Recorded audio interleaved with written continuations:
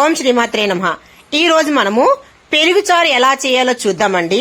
దానికి గాను ఒక పెరుగు ప్యాకెట్ ని తీసుకోండి. దాన్ని కట్ చేసుకుని ఒక బౌల్లోకి దాన్ని షిఫ్ట్ చేసుకోండి. పెరుగు ప్యాకెట్ మొత్తం అంతా చేసుకున్న తర్వాత ఇప్పుడు ఈ పెరుగు ఉంది కదా, దీన్ని కొద్దిగా గరిటతో మెదపండి.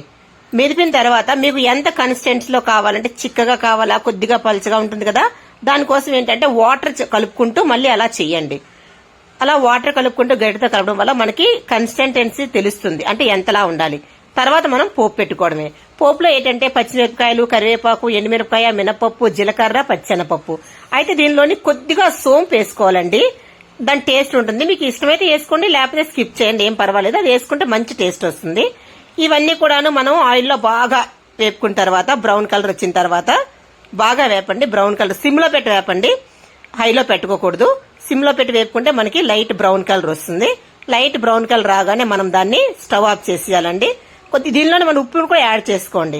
ఎందుకంటే మన సాల్ట్ ఇంతకల కర్రీలో మనం సాల్ట్ వేసుకోలేదు కదా, పోపులోనే సాల్ట్ యాడ్ చేసుకుని స్టవ్ ఆపేసి ఆ పోపుని మనం నెమ్మదిగా మనం ముందుగా కలిపి పెట్టుకున్న పెరుగు ఉంది కదా, దానిలో షిఫ్ట్ చేసి ఒక్కసారి కలిపామంటే మనకి పెరుగు చారు రెడీ.